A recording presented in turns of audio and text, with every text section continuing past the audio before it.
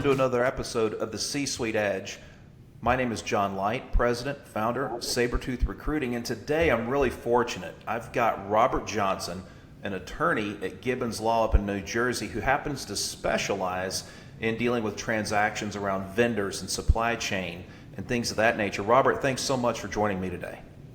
Yeah, my pleasure. Thanks for having me.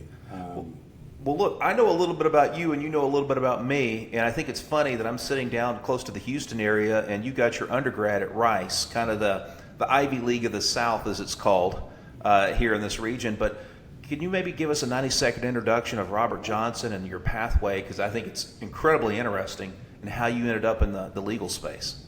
Sure. I'm from Waco, Texas, born and raised. Grew up there. I'm Texas native. Grew up there my entire life. I played basketball. Really got into it in 6th grade, 7th grade. Got serious around junior high. And I had an aunt, Annie Bolden, who ran a recreation center out in Denver, Colorado. She would kind of pump out college players. So I would spend the summers out there, and I started seeing what good players around the country actually look like, what some of the work ethics I was exposed. So I would kind of take back some of what I've learned, and I ended up being a really good basketball player. I was recruited by several Division I schools. They ended up signing with Rice. They had excellent academics. It's a tough place to play sports there. Yeah. But I think a lot of the lessons and skills, just basically hard work, because my day was scripted from like 5 a.m. to the time I fell asleep at 11:30 p.m. in the art library. So, which is a lot to deal with as your 18-year-old kid, and you're expecting college to be one way. But I will say it made law school easier. So I ended up playing. Was in the preseason with the Bulls and Warriors, and then I played professionally in France, in Poissy, and in one city called Chalon. I played in the IBA, which is like a CBA type, in Bismarck, North Dakota, from the Dakota Wizards.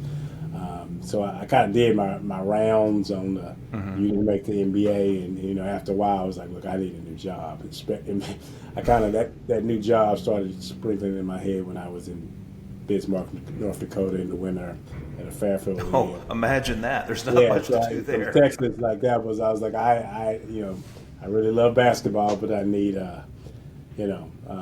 which led me to, like, when the season was over, grabbing a book when they had Barnes and Nobles, grabbing the LSAT book, and that led me to eventually taking the LSAT, and that led me to going to law school, and did my first year law school in Houston. Then I transferred out to Seton Hall. That's how I got out to the East Coast.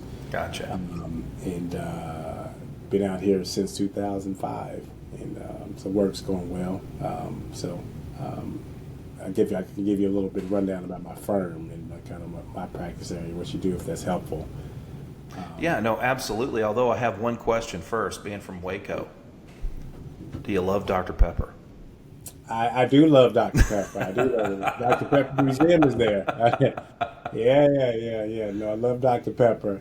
But yeah, Waco produces a lot of good stuff. It's funny, I laugh, Waco's known now more for the, that I've never watched the show, but the... the Magnolia folks. The Magnolia, yeah. So it's funny when I go home. Chip and Joanna, yeah. Yeah, Chip and Joanna, and I see tourism. I'm like, what is going on here? When I was coming from Waco and I'd be in different parts of the States, we were only known for David Koresh. So. Oh yeah, man. Oh, that was a mess. Yeah, we'll take the Chip and Joanna Gaines image, I guess. Any day of that and Dr. Pepper, bring them. That sells better. Now at our age, I don't know about you, but it's Dr. Pepper Zero or Diet, one or the other. It's something. Yeah, it's something. Oh man, it just gave me a thrill to find out that you came from Waco, from Central Texas, and you went to Rice. It's nice to have a podcast with someone who can relate to some of the things I can relate to, growing up in Central Texas myself. But hey, I'm really curious too, because I know we covered a lot of territory when we talked before. Because when we first connected, you were over in Europe. But tell our audience a little bit about, in the context of your legal practice, what's the biggest problem that you focus on solving for your clients? Well, I'm a corporate transaction attorney, so I'm not a litigator. So I'm in particular working at mid-market space where companies from revenues from kind of 10 million to like $1 billion, right? So a lot of the large 1,000+ law firms that deal with public. We acquire quite a few amount of public companies. I have a couple of kind of global public companies, but so the issues vary in terms of what I'm asking. It's usually a hard problem that the general counsel for that company is offsetting to outside counsel for a number of reasons, or that they need kind of someone professional to look at it, and that it varies. But they're usually hard questions and they require a lot of thought. It's the reason they pay you a lot per hour to kind of solve it. But I guess kind of in general, I kind of wear two hats. I'm a corporate transaction attorney, but I also serve as the firm chief diversity officer, I approach that role probably different because usually law firms are our size, where we're like 200+ attorneys, and you're in 7 different states. You got 40 different practice areas and 9 core practice groups. Usually they'll have a designated person doing that. And that is not the case for me. I think since that's kind of that DEI topic is prevalent in terms of what's going on in today's society, just in general, politically, and you kind of see it with some of the executive orders. But I always focus in that space, which I don't even think what I focus on is DEI. I focus on kind of public procurement contracting opportunities, from government contracts to, and also part of my portfolio practice, I work and do a lot of venture capital work, and getting pitch opportunities for minority and women-owned businesses, right? Because I think with everyone, people just kind of want opportunities to kind of grow their businesses, and I think with most businesses, capital, right? Right. That's that kind of bridges the gap, right? I know even in my profession, the legal profession, you need capital, and some businesses, and this is just based off data, don't have access to lines of capital, right? Right. And so, a lot of times I focus on public procurement contracts in particular because, I can kind of identify an issue from banking where banks don't, lend to minority businesses as much at the same rate, and there's data on it. Banks getting hit over the head about that still. But in the context of government contracts, I feel like we all pay taxes. And living out in this Northeast region where everybody pays a ridiculous amount of tax, I feel like it should be in line with who's getting kind of the procurement opportunities from all that pot of money that they're taking in for taxes. So I do a lot of, I focus on that in particular. Like, I don't know if you heard of things called like disparity studies, where like states will kind of contract out to kind of measure where their procurement dollars are going. And I've noticed, like, and it's funny because I don't even think that this is a political issue, because it's blue state, red state politics, and I think it's always safe to just talk about data and numbers, and people can't run to their respective corners when you're just kind of pointing at a chart or graph showing kind of stark data about where money and not just money, the contracting opportunities are going, right? Every major corporation in the world has a government contract, right? Some type of government contract, or they want one because that's a liable payer, is the government. So if you can get a number of those, and all successful large public companies, they have some government contract, right? From whatever you're in, and so I focus a lot on that in terms of, in particular, pointing out that like a lot of minority businesses aren't getting those opportunities to ever get contracts when they're available, when they're bidding on it, and identifying that this problem exists and what can we do to kind of correct it. And so that's been, again, for my clients, I answer a vast array of, from M&A to joint venture, corporate governance, capital raising, board relating items. I have a specific specialty in P3 financing. for like large state contracting units and how to kind of build projects. But for like my other hat, I think the biggest pressing problem is, and I think a lot of people just aren't aware of it, is like, procurement opportunities for minority women-owned businesses at the state level. And so I know it's a problem, so I always try to find ways to fix it, and there are ways to fix it, right? Because there's a handful of states, really two, that are doing a really good job at this. And I know this because I practice law in New York and New Jersey, right? I'm admitted in Texas too, but I do most of my clients in the New York, New Jersey areas, and I'm also a vendor. My company is a vendor in New York because we provide legal services to like state contracting. Right. So I'm getting one of those big contracts that we talk about, right? And in New York, I see that they do it differently. It's unconstitutional kind of to, regardless of what people say, to mandate a quota system for like, we're going to give X amount of contracts to you because you're a minority. That's illegal. So anyone who's saying that happens, they're not being truthful, and they're just saying something because that's been done away with a long time ago. People say affirmative action, but like in practice, no one's doing it. However, if you can provide data where your state has statistics from data showing that your state statistically discriminated against businesses, then you can develop a program and narrowly tailor, these all legal terms, to kind of remedy your discrimination against these businesses. And that report comes from a disparity study. And in New York did that over the years, and Cuomo was the governor. And they've kind of, their MWBE, when I say MWBE, that's Minority Women Business Entity, they're up to like 33% utilization rate for government contracts. It's almost in line with the population, which is amazing. And I give you those percentages, but we're talking about billions of dollars going to women and minority-owned businesses because they qualify rightfully in for some of these contracts, right? Because they always historically always going to the same companies, and then all of a sudden, they're getting more opportunities to be prime contractors, subcontractors.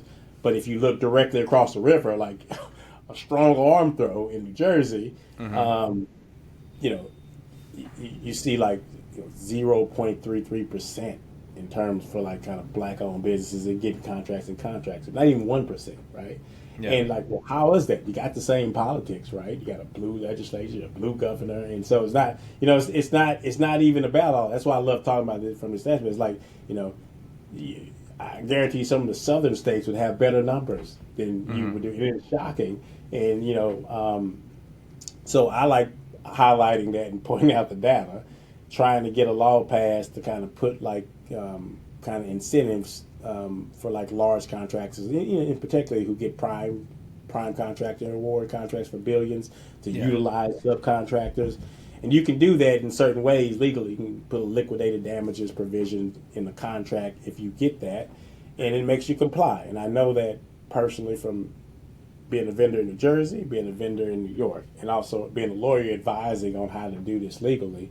I think it would be a good strategy. And I think a lot of these comments, when we talk about when people saying we mean diversity, equity, inclusion, that's not affirmative action, by the way. It's really like, hey, everyone should get a more equitable shot.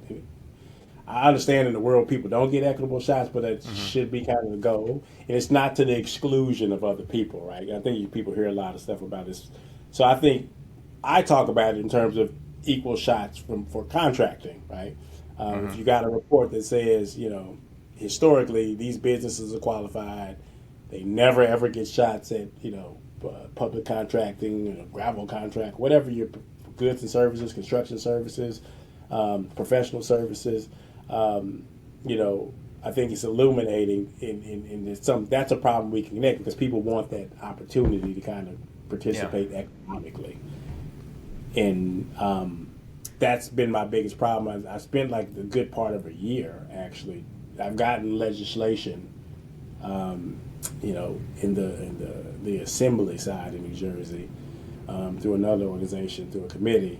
I've been working with the governor's office, the legislative assembly caucus, the legislative black caucus, trying to get this I have to educate people because this is very technical stuff I'm talking about, but educating people to like, if you have this group of people who consistently vote for you, well, here's something you can do for them, Well, and at the end of the day, I mean, you've got to probably, maybe not in New Jersey, but in a lot of states, you've got to be an equal educator.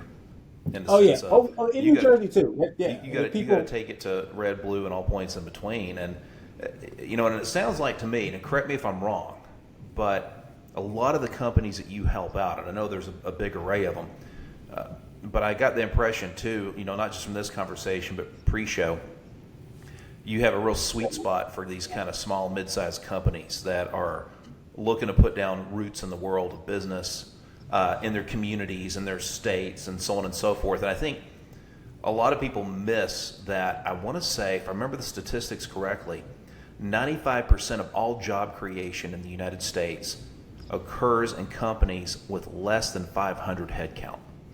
Yeah, yeah. And, I understand Amazon, for example, just picking on them to pull a name. They have massive federal contracts because of AWS and so on and so forth. Don't worry, I'm not coming for your business, right? That's my attitude. Right. But do they really need contracts that are suited for a company that's got 250 people manufacturing widgets? Yeah. And I think that's a piece of it too, is you just can't go with the biggest, most powerful, corporate player on the block. You got to be looking almost like you go into restaurants. A lot of times nowadays, things are locally sourced. I'd like to see more locally sourced vendors, personally. Well, I agree with you. And, speaking like Amazon or large companies like that, all of them have the government contracts. Yeah. And they have so much money. They're also better suited to bring some of that offshore manufacturing that they do in different countries. They can bring it here. A lot of smaller companies can't, right? So they're more, but also companies like that spend a lot of money on lobbyists, and lobbyists are the people who go tell the people making laws, we put you in we give you money. Ever since Citizens United, these PACs, these super PACs that donate to keep people. So if you're a small business, you wear a lot of hats. You're the business person, you're the lawyer, you're the accountant, you're the marketing person. You don't have time to be your lobbyist too, right? A lot of companies join trade unions or chambers of commerce to advocate for their issues, but it's something to say when you're in these large companies that you can give so much, and it's a reason. Like Amazon, Tesla, Tesla wouldn't exist without their government contracts. That's true for a lot of big companies. They're at the trough, and look, I don't blame them. It's there, of course. At the same time, I tell people all the time in the oil and gas business, and you're familiar with having gone to Rice and being in the Houston area and in Texas, it has a lot of ups and downs. But whenever those downturns hit, it's like there's a squeeze on talent with fantastic depth of domain knowledge. And there's always a group of those people who go out and say, hey, I've identified a problem. The big company I was with didn't think it was economical for them to solve it. But for me and a couple of partners, it sure is. And a decade later, the big company is buying the little company because they solved a problem that corporate now is economic. Yeah, corporate. Yeah. And I think people like that, regardless of where they are, they deserve a shot. And if you give enough of them a shot, my hunch has always been that you're going to fall out with demographics similar to what your state looks like, or your municipality, or whatever. But that means you're not going to have the concentration of those contracts with one individual or one company like we see a lot of now. I mean, picking on Amazon again because they're big and they're an easy target. Vast amount of federal contracting. I could never in a million years, Robert, hope to navigate that. But I know that's what you do for people, is you help them navigate through the morass to try and get to the heart of the matter, have an opportunity to make their pitch. And I think that key word is kind of opportunity. I think there are a lot of people when New York kind of implemented their kind of supply diversity laws, they were sued. You get sued about it, but some of the large contractors ended up realizing, like, wait a minute, because they didn't want to, change. Like, we have our, subs that we use, but then they started realizing they like it, and the reason they like it because they were like kind of forced to find or diversify their supply chain, or for suppliers and subcontractors, and they realized they found people who could do it better and were cheaper. Yeah. and it was Cheaper hit is to a their big pocket. motivator, isn't it? Yeah, which then all of a sudden, miraculously, we're okay with this, right? And so, and all I'm just saying is that that's a problem, and if you can kind of, and then most people aren't even aware of, unless you run a small business and you're like constantly bidding for like contracts and you're never getting them, right? And you're like, I can do this work, I never get it. I can do this work, I can never get it. Why am I not getting this work? And it could be for a number of reasons. It's problematic because a government contract is something that's a consistent payment, for you to be doing for your business, right? And then as your business grows, because you have this government contract, you can kind of expand into other things. And that's what we're all trying to get in on and grow and kind of divide some of that spend up, because it can't keep going to like the same largest companies, which is great. And nothing against them. We all want to become the largest companies. I'm just saying it's a lot of opportunities that companies that are really good and who could get to that large company status if they were ever given a shot. And, so, Robert, let me ask you an important question. If somebody needs help navigating the maze and the regulations, man, what's the best way for them to find you and get in touch with you? I work at a law firm called Gibbons PC. You just Google my name, Robert Johnson Gibbons, my contact information, and kind of my portfolio practice area. That all kind of pop up. My contact information is there. And again, we got 200 plus lawyers, 7 different offices in New York, New Jersey, Delaware, Florida, Pennsylvania. And again, focus is middle market, 40 different practice areas with 9 core practice groups. If it's commercial litigations, product liability, white collar defense, and then on the transactional side, we got employment, which we typically represent the employer side. Intellectual property, that's a signature practice of the firm, with copyrights, trademarks and patents, and insolvency, bankruptcy group, government affairs, real estate, environmental, and transactional and corporate. That's what I'm in corporate. So we all kind of work together, and if you just Google Gibbons PC, you can see my name and all my contact, my V card. You can download it very easily. And get in contact with me there. And if you're feeling like you don't want to Google or use another search engine, and you're connected with me and you're listening today, you run out to my LinkedIn profile, you'll find Robert's connected with me. He's easy to find, and he likes Dr. Pepper, so you can't love miss out Dr. on Pepper. that. That's everyone's opinion. Much better than Coke, I guess. Thanks so much for joining us today, Robert. Yeah.